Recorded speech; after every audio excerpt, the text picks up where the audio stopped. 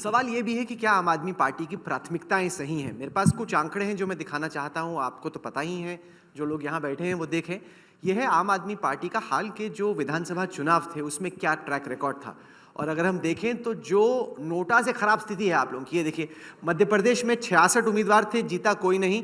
कुल मिला के जो वोट शेयर था वो था 0.54, 5.4%। राजस्थान में 88 उम्मीदवार थे, वोट आए 1,48,000, एक सीट पे नहीं पूरे राज्य में। जो कुल वोट शेयर था वो था 0.38%। छत्तीसगढ़ में 57 उम्मीदवार लड़े 90 सीटों पर, 1,44,000 वोट आए, 0.93। मिजोरम में 4 लड़े, 615 वोट आए, 0.09। ये सर आपका ट्रैक रिकॉर्ड है हाल के विधानसभा चुनावों का। आपको ये लग रहा था कि बीजेपी को मात देने वाली, मतलब आपकी बातें सुनो तो वो बड़ी बड़ी लगती हैं कि आप बीजेपी को किसी तरीके से हरा देगी। ये तो मिजोरम में 615 वोट, छत्तीसगढ़ में 1,44,000, राजस्थान में 1,48,000। ये क्या हो रहा है? क्या आपका जो प्रॉमिस था वो नहीं पहुंच रहा? क्लियरली क्यों हो रहा है ये? भारतीय जनता पार्टी एक 5-7 दशक के जनसंघ के इतिहास के बाद जब जन्मी तो उसे अपना पहला राज्य जीतने में 10 साल लगे थे। आम आदमी पार्टी को बने अभी 10 साल हुए हैं और 10 साल के भीतर हमारी 2 राज्यों में सरकार है, 11 सांसद हैं, अनगिनत विधायक हैं और India's fastest growing political startup के नाम से जानी जाती है। बहुत बार चुनाव लड़ने के लिए, लड़ाई मुस्तैदी से लड़ने के लिए इलेक्शन लड़ा जाता है, बहुत बार सरकार बनाने के लिए लड़ा जाता है, बहुत बार संगठन बनाने के लिए लड़ा जाता है। लेकिन क्योंकि आपने इन चारों राज्यों की बात करी, मैं आपको ये बता दूं कि इन चारों राज्यों में अगर बतौर इंडिया गठबंधन चुनाव लड़ा जाता तो हो सकता है स्थिति कुछ अलग होती। और दूसरी चीज जो आज भारतीय जनता पार्टी बड़े खुशी से लड्डू बांट रही है और कह रही है 2024 का चुनाव समाप्त हो गया, अब तो हम जीत ही गए क्योंकि हमने इन 3 राज्यों में जीत दर्ज करा ली। मैं आपको कुछ आंकड़े बताना चाहूंगा। 4 बड़े राज्यों में चुनाव हुए, मध्य प्रदेश, छत्तीसगढ़, राजस्थान, तेलंगाना।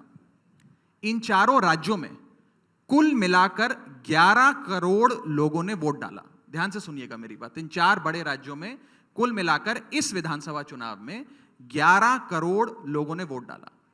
उस 11 करोड़ मतदाताओं के वोटों की अगर गिनती करी जाए तो उसमें से 4 करोड़ 80 लाख वोट भाजपा को पड़े और 4 करोड़ 90 लाख वोट कांग्रेस को पड़े। यहां इसका मतलब यह हुआ कि कांग्रेस को भाजपा से 10 लाख ज्यादा वोट मिले। कहने का मतलब तेलंगाना के वोट आप जोड़ रहे हो।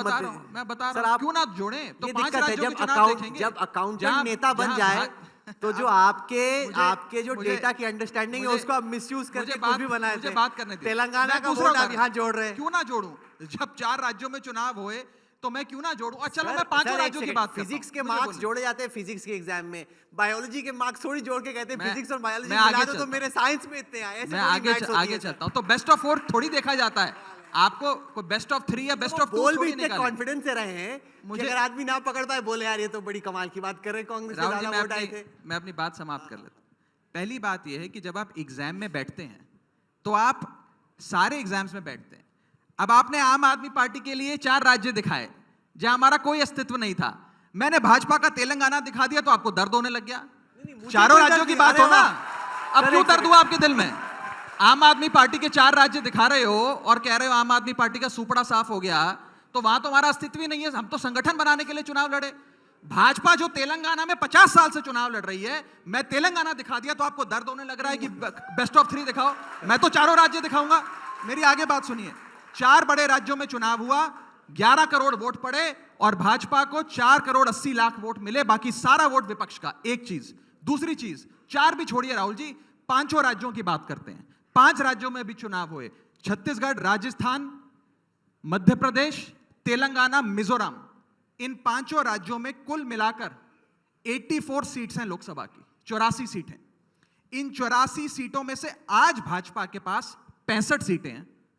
लेकिन अगर 2023 के चुनाव के वोट को आप लोकसभा के सीट्स पे एक्सट्रैपोलेट करें, लोकसभा के नजरिए से देखें, यानी कि आज जितना भाजपा को वोट मिला इतना ही 2024 में इन 5 राज्यों में मिले, तो भाजपा की सीटें 65 से गिरकर 50 पे आ जाएंगी। यानी कि 15 सीटों का नुकसान भाजपा को होते हुए नजर आ रहा है। इन नतीजों के मुताबिक भी।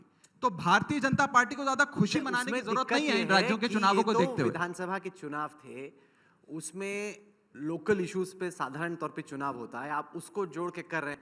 ये बट इसी तरह की मैच जहां गड़बड़ रहती है ना, आपकी सेफोलॉजी ऐसी करके आपको लग रहा था कि आप गुजरात में जीत रहे, आप तो कॉन्फिडेंस से लिख के दे रहे थे कि जीत रहे, और गुजरात में हुआ ये कि एक विधायक तो इनका कल ही छोड़ के चला गया, पहले 6 थे, अब उसमें भी एक निकल गया। कोई नहीं। जनता तो छोड़ के नहीं गई ना, विधायक ही गया है, जनता तो आज भी साथ खड़ी है। और बड़ी बात देखिए, ये कहना उचित नहीं है कि राज्य का चुनाव लोकल मुद्दों पे होता है।